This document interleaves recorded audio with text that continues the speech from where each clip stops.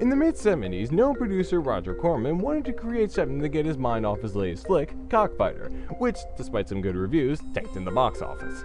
Inspired by the yet-to-be-released dystopian sci-fi movie Rollerball, he created a similar film featuring numerous characters committing vehicular homicide instead of roller derby death matches. It was called Death Race 2000, and although today it's a cult classic that has a good following, at the time it was a very hated film. Even Roger Ebert, of all people, got in on the action by giving the film a super solid 0 out of 4 stars. However, a year later, a then little-known arcade cabinet company called Exidy released a coin-op that took the titular event, condensed it to black and white with an overhead view, and had players perform the hit-and-runs that came from the movie. This was Death Race, and it caused controversy.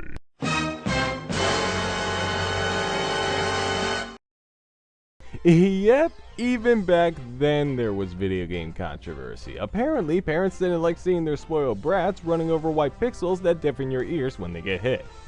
So they told everyone they knew, and all that talk somehow wound up at the Itasca, Illinois-based headquarters of the National Safety Council. They then proceeded to call the game sick and morbid, and from there it just spread. Soon, 60 Minutes had their take on it, and so did NBC's Weekend, and even magazines like the National Enquirer commented on the brouhaha. Well, what can I say? It was 1976, a day and age where video games were monochromatic blobs and had yet to convey the realism of today's games. It's no surprise that people were upset about stick figures that were supposed to resemble zombies and goblins, you know, anything but humans, were getting run over by what looks like a fat nail with numerous cysts. Besides, it didn't matter to Exidy because all it did was sell more cabinets, and they go on to become one of the most prolific game developers in video game history. There's even a Death Race cabinet located in the Musée Mécanique in San Francisco. A freaking museum! So if this controversy was an attempt to not cement the game in the legacy, then they tanked worse than Cockfighter. If I were them, I'd be more upset about the tombstones. Holy crap, those are crosses! Someone called the local priest to tell him this game is desecrating a great lord! So being one of the first video game controversies ever, just like the game itself, it's supposed to be kinda bland.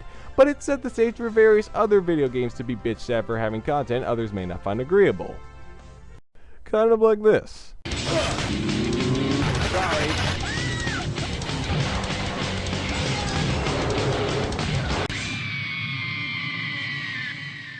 Oh yeah, now we're getting into some real shit.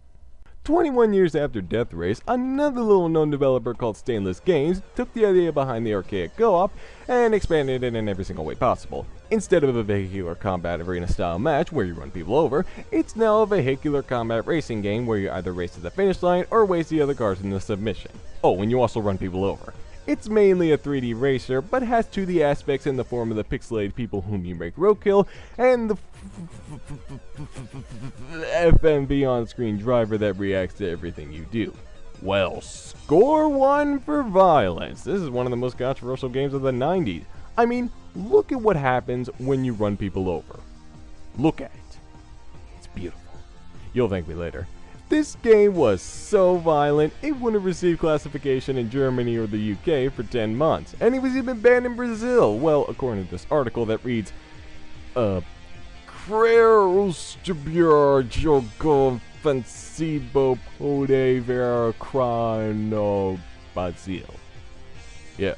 Now what I find odd is that this game didn't get a whole lot of controversy in the US. Not that I'm complaining, and sure, by then the holy ESRB existed, but come on, no one batted an eye? Just look at this. Is there a pissed off politician in the audience? Anyone? No? Well, I guess we got nothing to worry about. Oh wait, they said that the home console version, thus making some of the crappiest games ever. Never mind. So, did Brazil's ban and the trouble of the good old UK and Germany prevent the franchise from going anywhere? Well, there's a third sequel in production, and recently they released a version of the original on mobile devices, so what do you think?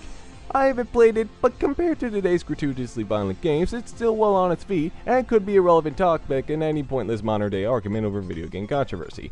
Overall though, both of these games caused quite a stir, so I guess I have to rate them. Death Race receives a total of 5 crosses out of 10, and made more sense then than it does now. Conversely, Carmageddon gets 8 dead pedestrians out of 10. Of course it did. I mean, it got banned in Brazil. I bid you good day, and as the esteemed Max Damage once said, "Goddamn mother..."